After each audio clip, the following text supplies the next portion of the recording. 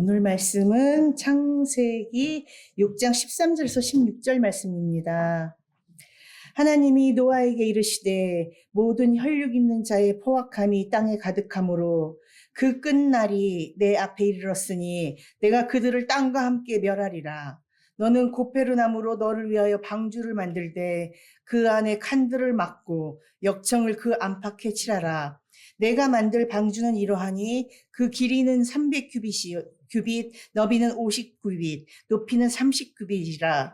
거기에 창을 내되 위에서부터 한 규빗에 내고 그 문은 옆으로 내고 상중하 3층으로 할지니라. 아멘. 여러분, 인류 초기에 있었던 가장 큰 사건은 홍수 심판입니다. 이 사건 한가운데에 노아라는 인물이 있죠.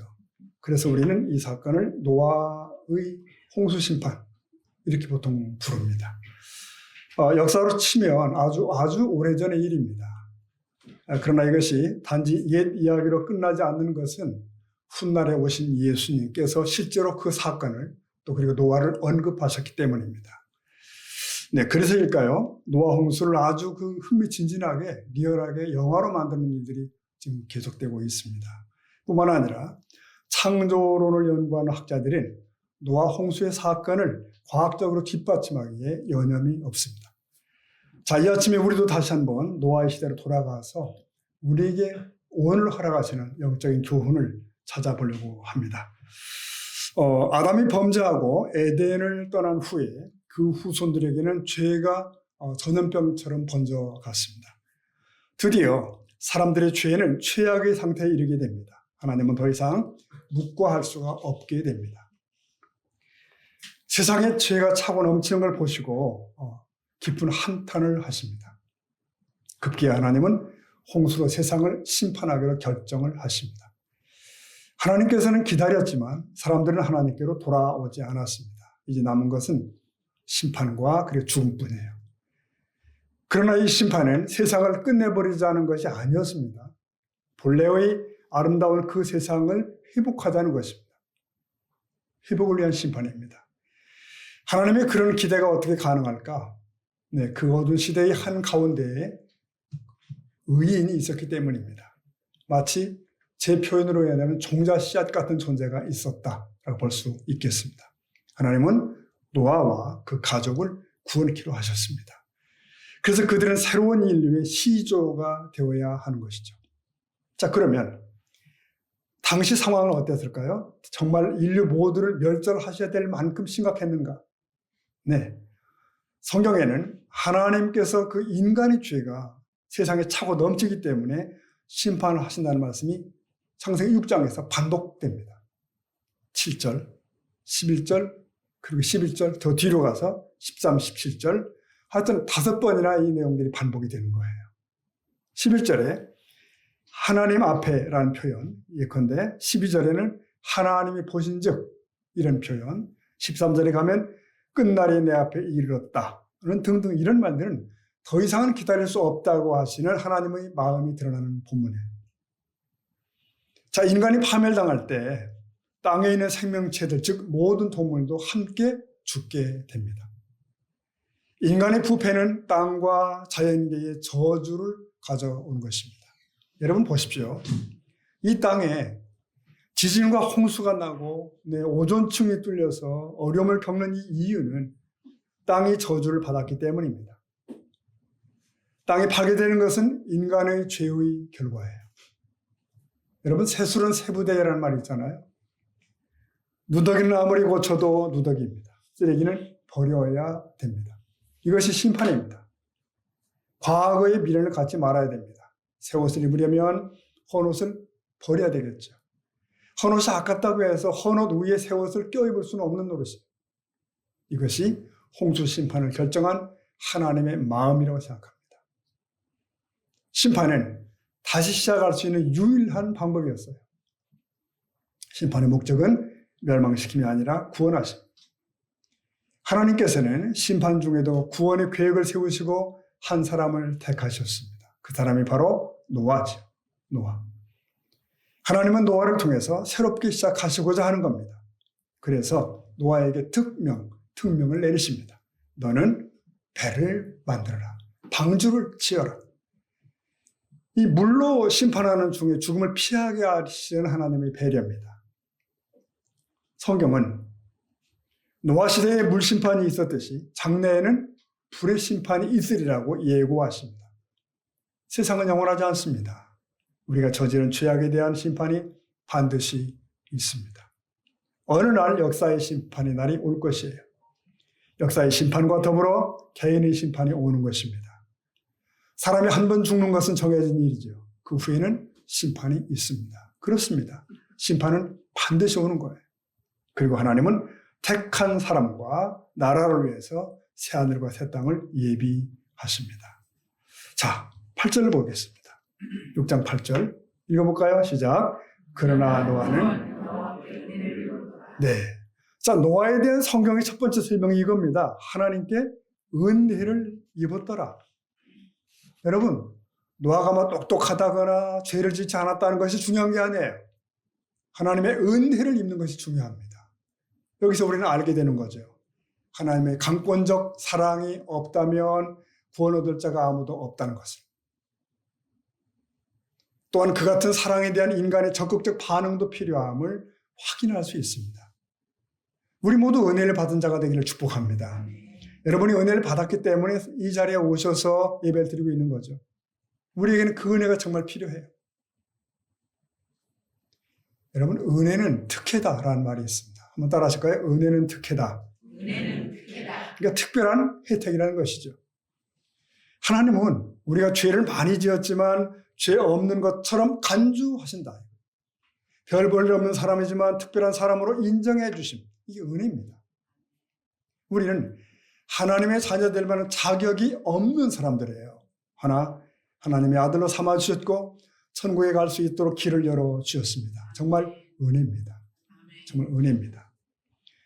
사람은 누구든지 있는 그대로를 평가한다면 살아남을 사람이 하나도 없습니다. 이 시간 우리 내면의 모든 생각을 사람들이 알 수 있다면 사람들은 기절할 것입니다. 인간의 마음의 생각은 너무나 악하기 때문이에요. 가리워져 있는 것이 은혜예요. 그 죄가 가리워지고 허물이 용서를 받을 때 하나님 앞에 쓰임받는 사람이 되는 것입니다. 우리가 잘나고 깨끗하고 의로워서가 전혀 아니라는 것이죠. 여러분, 정의라는 말을 함부로 쓰지 말아야 됩니다. 함부로 사용하지 말아야 돼요. 우리는 정의로운 사회나 정의로운 사람에 대해서 쉽게 말합니다. 그러나 엄밀히 말하면 정의로운 사람은 없습니다. 우리에게는 은혜가 있기 때문에 살 수가 있는 거예요. 정의로 사는 거 아닙니다. 공의를 말하면 모두 죽습니다. 우리가 한 손가락으로 다른 사람을 가리킬 때 나머지 세 손가락은 나를 향하고 있잖아요. 우리는 내가 가리키는 그 사람보다 더 많은 실수를 가지고 있어요. 허물투성입니다. 그러므로 우리는 하나님의 은혜가 정말 필요합니다. 자, 9절을 보십시오. 9절 읽어봅니다. 시작. 노아는 네, 여기 두 가지 정보가 나오네요. 노아는 의인이었답니다. 그리고 당세의 완전한 자랍니다. 여러분, 이 말은 참 놀라운 말이에요. 왜냐하면 이 당시 시대 정황은 악하잖아요. 그러니까 심판하지 않으면 안 될 만큼 타락한 시대예요. 사람들이 다 포악해요. 그런데도 노아는 의인이며 당세의 완전한 자라고 기록되어 있습니다. 여러분, 주위 사람들이 모두 죄를 지으며 살고 있을 때 나 홀로 깨끗하기는 어려운 겁니다. 어렵습니다. 가치관의 혼돈으로 인해서 죄를 죄로 여기지 않기 때문에 폭력과 뇌물을 죄로 느끼지 못하는 거예요. 이 시대가 그렇잖아요. 노아는 이렇게 죄가 당연한 시대 속에서 홀로 의인으로 살았다는 거죠. 그는 세상에 물들지 않았고 유행을 따라가지 않았습니다. 때문에 그에게는 외로움과 고독이 있었습니다. 여러분, 만일 우리가 정상적인 신앙인이라면 세상에서 외로울 수 있습니다. 네. 예수님 때문에 욕을 먹을 수 있겠죠. 때로는 따돌림을 받아야 되겠죠. 아무런 어려움 없이, 아무 부담 없이 어울려 잘 살고 있어? 그는 분명 가짜일 겁니다. 오늘날 교회의 문제는 교회와 세상이 별로 다른 점이 없다는 것이랍니다. 세상 사람들은 예수 믿는 사람들이 자신과 동일하게 사는 것을 이상하게 여기는 거예요. 똑같이 처신하고 똑같이 행동하는 걸 보면서 의아해합니다. 예수 믿는 것과 믿지 않는 것의 차이가 뭐냐고 질문하는 거예요. 노아는 달랐습니다. 사람들은 홀로 방주를 짓는 노아를 의아하게 보았습니다. 9절 마지막 부분을 보면 노아는 하나님과 동행하는 자라는 표현이 나옵니다. 9절 다시 한번 읽어볼까요? 9절 시작. 노아는 의인이요. 네, 동행은 노아가 의인이요 완전한 자로 불림받을 수 있었던 이유입니다. 노아는 온 땅에 하나님 앞에 부패한 가운데서도 그분을 경외합니다. 그의 뜻을 따라 그의 말씀과 더불어 동행하는 곧고 바른 삶을 살려고 하는 사람 때문에 그토록 분에 넘치는 호칭을 얻을 수 있었죠. 의인, 완전한 자. 노아는 정말 은혜 받은 사람이 맞아요. 똑똑하기 때문에 죄를 짓지 않는 것이 아니라 은혜를 받아야만 죄 짓지 않을 수가 있습니다. 근데 죄 짓지 않는 방법은 하나님과 동행하는 것이에요. 하나님과 동행한다는 것은 하나님과 함께 머무는 거죠. 아마 대표적인 것이 예배겠죠. 예배를 드리고 있는 동안에는 죄를 짓지 않습니다. 노아는 가인의 예배가 아닌 아벨의 제사, 참 예배를 드렸을 겁니다. 여러분이 오늘 주일날 교회에 오신 것을 축하하고 축복합니다. 왜냐하면 예배를 드린다는 것은 세상에 발을 딛고 있는 우리가 하늘의 하나님과 함께하는 순간이기 때문에 놀라운 일이죠. 하나님과 시간을 보내고 하나님과 동행하는 동안에는 어둠의 세력이 여러분을 점령할 수가 없습니다. 하나님과 동행하는 사람들은 하나님을 의지하고 자기를 신뢰하지 않습니다. 자기의 지혜나 힘을 의지하지 않아요. 하나님으로부터 힘을 얻고 능력을 얻기를 간절히 사모합니다. 여러분, 하나님은 최고의 가치입니다. 하나님과 동행한다는 것은 최고의 가치에 내 삶을 올인한다는 것을 의미합니다. 하나님과 동행하는 사람은 말씀대로 살고 말씀 듣기를 좋아하고 순종하는 사람이에요. 노아는 바로 이런 사람이었다. 그는 은혜를 받은 사람이었다. 그는 의로운 사람이었고 당세에 흠이 없는 사람이었습니다. 그는 하나님과 동행하는 사람이에요. 때문에 그는 홍수로 심판할 때에 구원을 받을 수가 있었습니다. 우리 모두가 저와 여러분이 노아와 같은 동행의 사람이 되기를 다시 한번 축복합니다. 자, 그 노아에게 여호와의 명령이 떨어졌죠. 방주를 지어라, 만들어라. 이 일을 신약 히브리서는 이렇게 표현을 합니다. 한번 볼까요? 히브리 11장 7절에 보면은 믿음으로 노아는 아직 보이지 않는 일에 경고하심을 받아 경외함으로 방주를 준비하여 그 집을 구원하였으니, 그 다음에 읽어볼까요? 이로 말미암아. 네, 그러니까 어느 날 하나님이 노아에게 말씀하신 거예요. 내가 세상을 모두 심판하겠다. 그러나 너희 가정을 구원할 것이니 방주를 지어서 예비하라.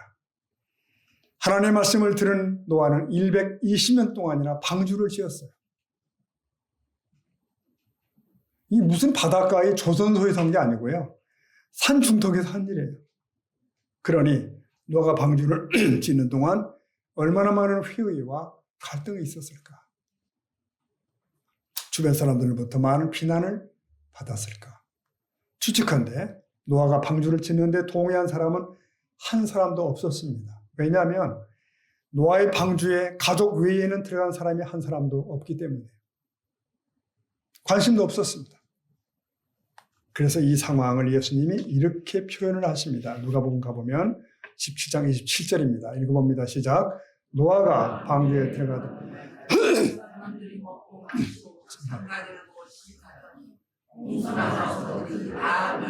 네, 이게 예수님께서 하신 말씀이에요. 노아 시대가 그렇다는 거죠. 사람들은 먹고 마시고 시집가고 장가가는 일에만 관심이 있어요. 마치 동물을 방불케 하는 삶을 살아가는 거죠. 그러나 더 높은 가치와 영원한 것을 위하여 사는 사람들은 하나님을 경외했습니다. 그 시대에도. 말씀에 순종한 거죠. 14절을 보면은 계속 말씀 이어지죠. 16장 14절 읽어봅니다. 시작. 너는 고패를 나무로 너를 위하여 방주를 만들고 나의 하늘을 막고 영성을 막게 하라. 구호 번역 성경에는 잣나무라고 되어 있죠. 여기서는 고페르나무라고 되어 있습니다. 보십시오. 방주를 지으라. 네. 방주를 지으라는 그 명령 바로 앞에 무슨 말이 있죠? 너를 위하여. 그죠? 너를 위하여라는 말이 거기 있습니다. 그래요. 방주는 우선 너와 자신을 위하여 필요합니다. 남을 위하여 짓는 것이 아니에요. 여러분, 교회는 택한 백성을 위하여 지어진 하나님의 집입니다. 이 교회에 누구든지 오라고 초청하지만 아무나 오진 않습니다. 택한 백성만 옵니다. 성경책도 누구든지 돈만 주면 살 수 있습니다. 그러나 아무나 사지 않고 택한 백성만 사서 읽습니다. 하나님은 방주에 대해서 너를 위하여 지으라고 말씀하십니다. 택한 백성, 구원을 받은 백성, 하나님의 이름을 부르는 자들만이 하나님을 만날 수가 있습니다. 자, 계속 보겠습니다. 15, 16절을 보면은 15절이 이렇게 되어 있습니다. 네가 만들 방주는 이러한데 그 길이는 300규빗, 너비는 59빗, 높이는 39빗이라 그랬고요. 16절 읽어보겠습니다. 시작. 너기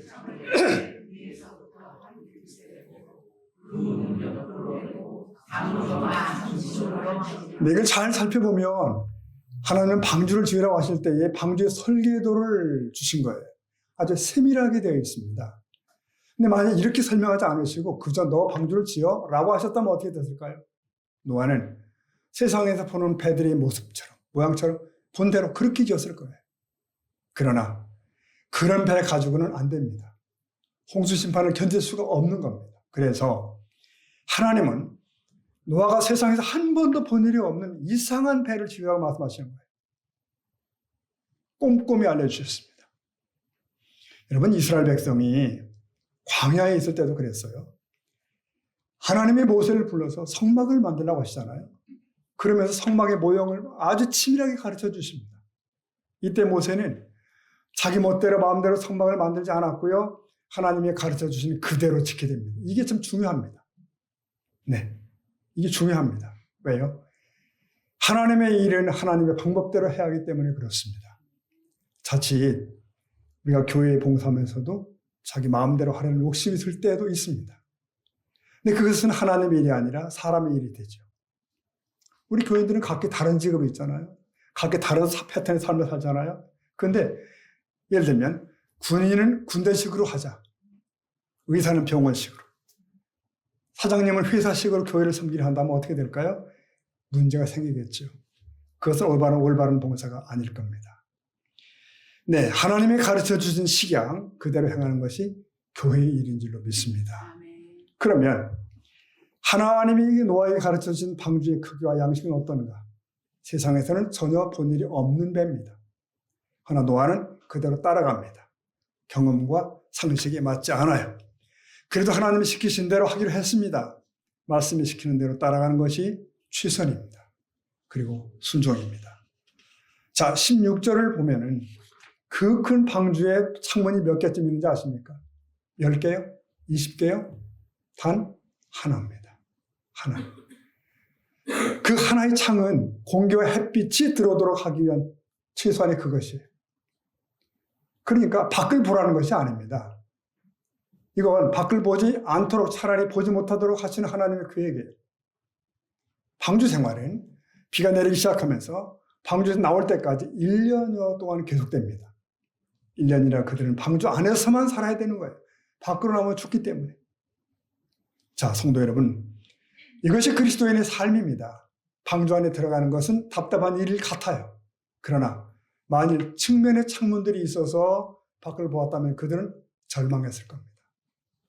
죽음의 망망대가 펼쳐지는 거죠. 1년 동안 계속. 산도 없고 나무도 없고 아무것도 없어요. 수많은 날들이 계속됩니다. 밖을 봤으면 좌절해서 아마 죽게 됐을 거예요. 많은 창문들이 있었다면 볼 수 있는 것은 둥둥 떠있는 홍수로 죽은 동물들, 혹은 사람의 시체, 뭐 이런 것들이었겠죠. 네, 그걸 봤으면 낙심했겠죠. 때문에 하나님이 보지 못하게 하고 밖에 나가지 못하게 하신 거예요. 여러분, 그렇습니다. 우리 그리스도의 삶이 그런 거예요. 하나님이 우리를 제한하는 것이 너무나 많은 것 같이 보이기도 합니다. 허나 그것은 우리를 보호하기 위함입니다. 우리에게 가장 안전한 것은 방주 안인 줄로 믿습니다. 한번 따라합시다. 방주 안에 구원이 있다. 그렇습니다. 또 하나 이 방주에 특이한 점이 있습니다. 이 방주는 동력이 없어요. 동력이, 힘이 없어요. 그러니까 모든 배는 돛을 달든지 노를 젓도록 되어 있습니다. 이게 방향을 잡고 속도를 빠르거나 늦출 수 있는 가능이 있는 거죠. 그러나 이 배는 방향을 잡을 수가 없습니다. 속도를 조절할 동력도 없습니다. 동력이 없으면 어떻게 될까요? 바람이 부는 대로, 파도가 치는 대로 갈 수밖에 없습니다. 물론 나침반과 키가 없잖아요. 그러므로 방향을 잡을 수도 없습니다. 이것이 노아의 방주예요. 여기 중요한 게 있습니다. 방주 안에 있는 사람은 그 자신의 힘으로 할 수 있는 것이 아무것도 없다라는 것입니다. 아무것도 없었어요. 여러분 기억하시나요? 생후 3개월쯤 된 모세를 태웠던 어디? 갈대상자. 이게 노아의 방주와 흡사한 겁니다. 그래서 원어를 보면 갈대상자, 그 상자하고 노아의 방주하고 원어가 같아요. 같은 단어예요. 네. 하나님은 동력도 없고 키도 없는 갈대상자를 나일강에 띄우게 하셨습니다. 물길에 맡긴 거예요.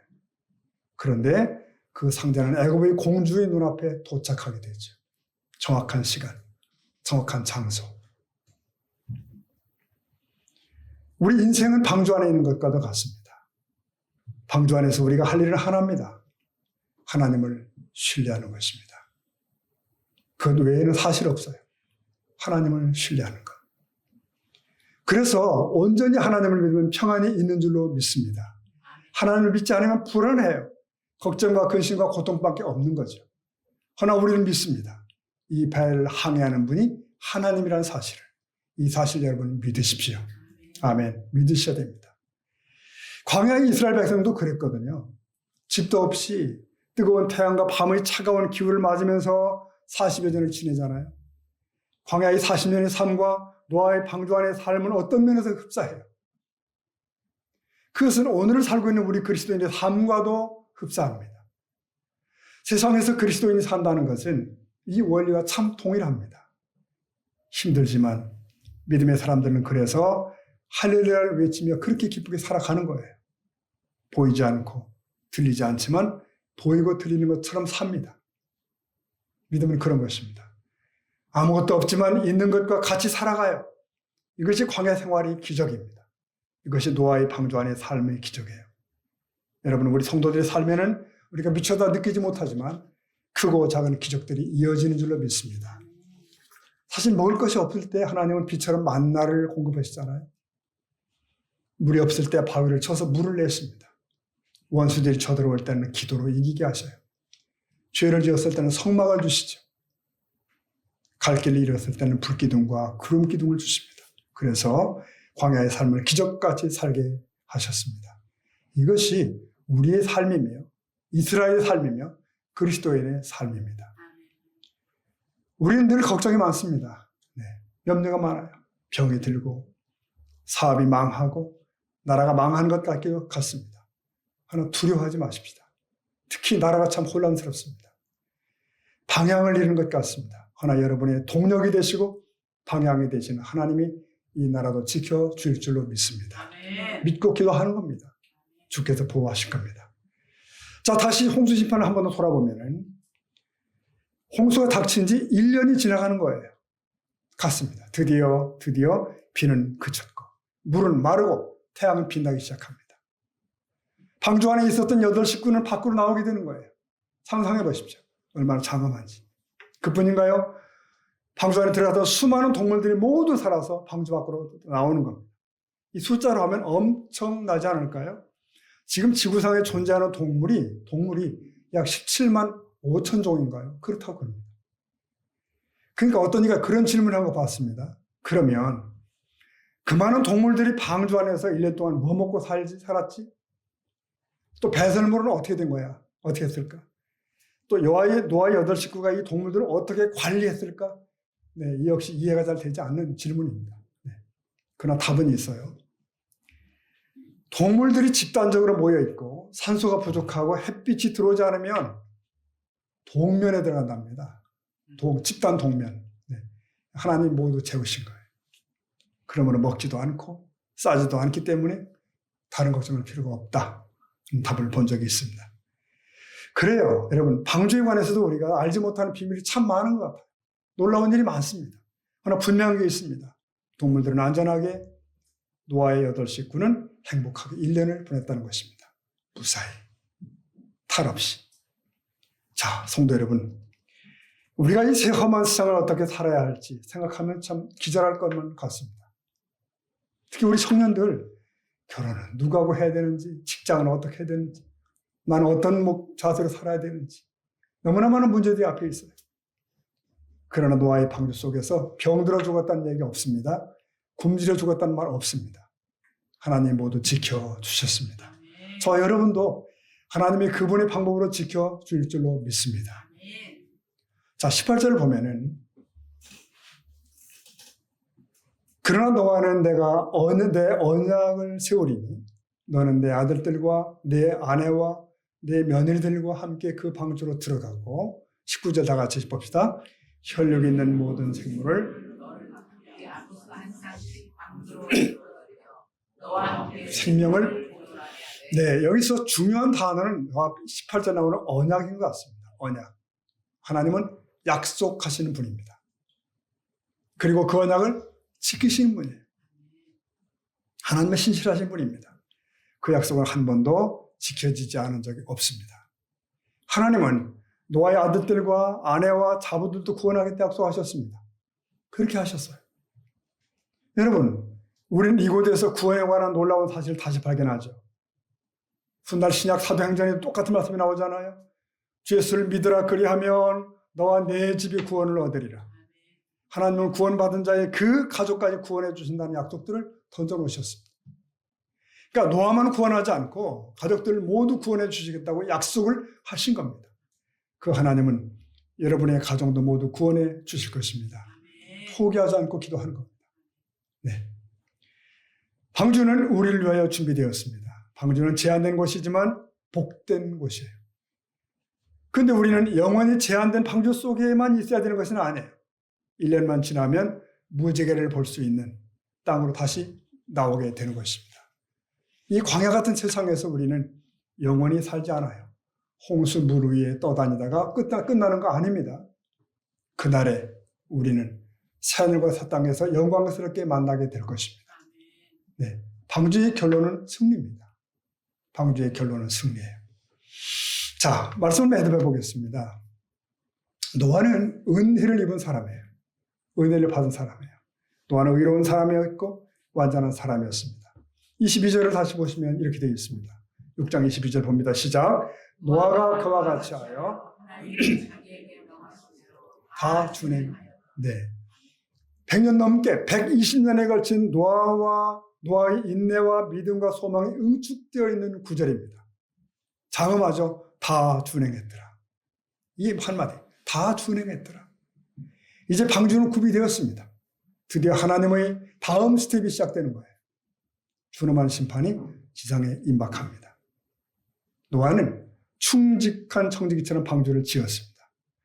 그 오랜 기간 동안 노아는 당대 사람들이 가진 조롱을 당했습니다. 미치광이 충격을 받았을 거예요. 그러나 노아는 믿음으로 하나님의 명하신 것들을 다 준행해냅니다. 방주를 예비하여 자신을 구원하고 그리고 가족을 구원합니다. 그리고 동물들을 구하게 됩니다. 사랑하는 성도 여러분, 우리는 21세기 노아 시대를 살고 있습니다. 예수님은 이 시대를 노아의 시대요 종말의 시대라고 말씀을 하십니다. 각종 불법과 불경건이 난무하는 현 시대를 우리는 살아가고 있습니다. 어떻게 할까요? 방주를 지읍시다. 방주를. 믿음의 방주를 지어야 됩니다.